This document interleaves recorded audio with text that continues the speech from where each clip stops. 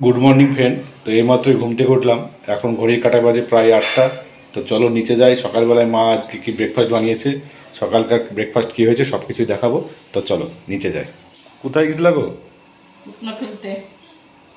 খুঁজে বেড়াচ্ছি আমি তোমাকে। তো ফুটনা ফেলে আসলাম। এবার ও বাবা, সবজি কাটা হয়ে গেছে দেখছি।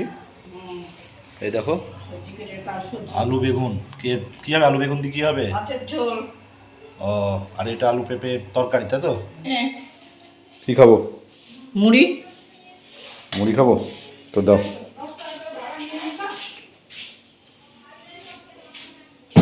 মুড়ি কি দিয়ে খাবো? একটু দই আছে দিয়ে খাবি। দাও।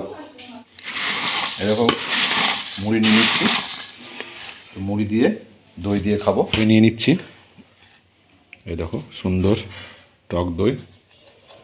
এই দিয়ে সকালবেলায় মুড়ি খাবো, দারুণ লাগে। তো তোমরা একবার খেয়ে দেখো। ও হো হো, টক দই তো না, একবারে খাঁটি দুধের অরিজিনাল দই। এই দেখো, ও এই দেখো দই দিয়ে মেখে, ও হো হো হো।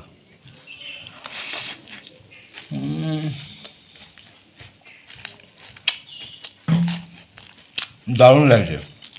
ও, এরকম টক দই হলে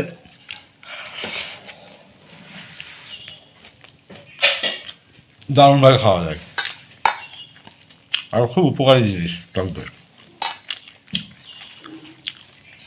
তো সকালবেলায় টক দই দিয়ে মুড়ি দিয়ে জমিয়ে খাচ্ছি, এই তো রেখেছি।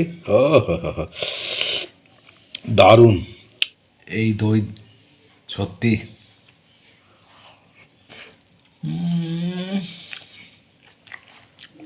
ও হো হো, মধু মধু। তো বন্ধুরা, টক দই দিয়ে মুড়ি খাচ্ছি। কি গো, আজকে এত তাড়াতাড়ি মশলা করছো? যাবো যে এক জায়গায়, কোথায় যাবা? মন্দিরে। মন্দিরে যাবা? ওই জন্য সকাল সকাল রান্না চাপে নিছো? দেখো মা, এখানে কি বাড়ছো এটা? আদা জিরে লঙ্কা। ও, মাছের ঝোল হবে তো? হুম।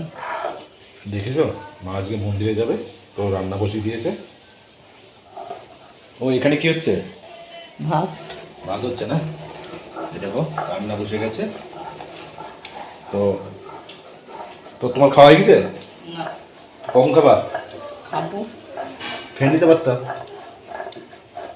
শুধু ভাত খাবো কি করে, তরকারি করবো তবে তো। তো তোমরা অবশ্যই ভিডিওটা দেখবে, লাইক করবে, কমেন্ট করবে, শেয়ার করবে, আর অবশ্যই অবশ্যই ভালো থাকবে, সুস্থ থাকবে।